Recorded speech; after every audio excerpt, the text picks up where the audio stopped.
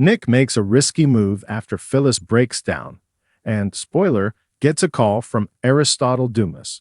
When Sally arrives at Billy's, she's impressed by the kiss he gives her.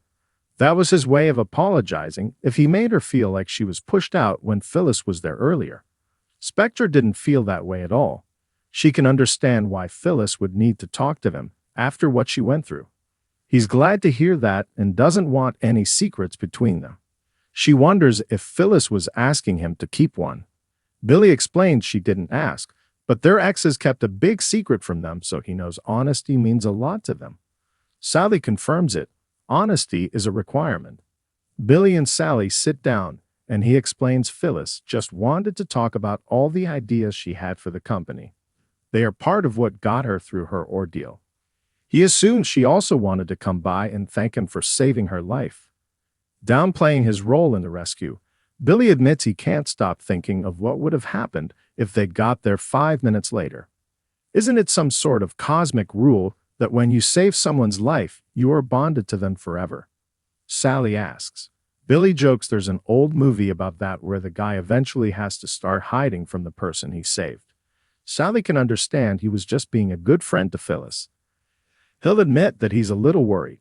The worst isn't over for Phyllis.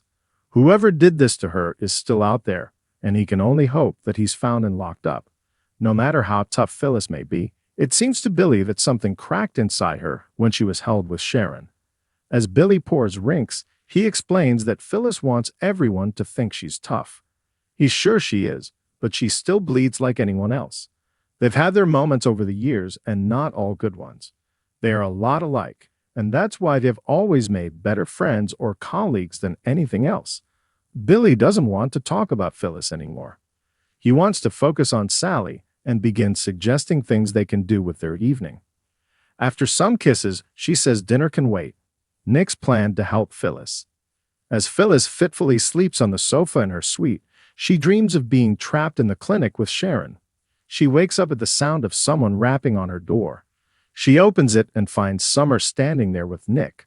They notice she's looking disheveled. "I'm good," Phyllis insists. She doesn't need them checking in on her every 2 minutes. When she admits she was having a dream, they assume it was about her being locked up by a maniac. Rubbing her face, Phyllis asks them to let her go back to sleep. She needs her rest and they don't need to worry. "I don't need to be babysat," she protests. As she tries to shut the door on them, they push in. They want to help and think she needs to stop pretending things are normal. She should get help. Phyllis explains the EMTs checked her out and she got a clean bill of health. Nick reminds her she was poisoned, but his ex insists that she's good now. Phyllis repeats that she's fine, but this is all frustrating. "You don't know what I'm going through," she yells at them. Not only was she held captive, but she was held captive with someone she despises, who was sick enough to force her to save Sharon's life after all the suffering she's caused her family. Nick says that the police are looking for clues.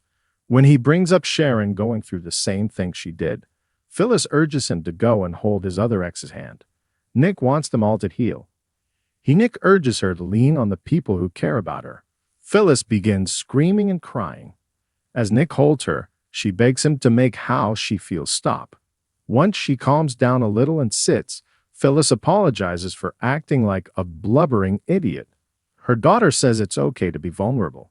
Phyllis admits that she and Sharon did change. They were made to save each other's lives and keep each other sane. Nick thinks that's a good thing. Shaking her head, Phyllis explains that Sharon has been her enemy for most of her adult life.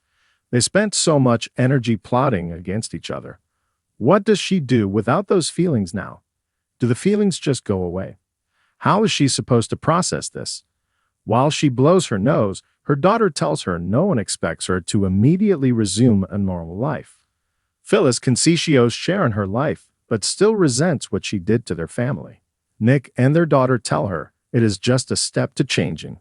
Phyllis assumes that everyone thinks she's holding on to her anger. She'll admit that Sharon is not.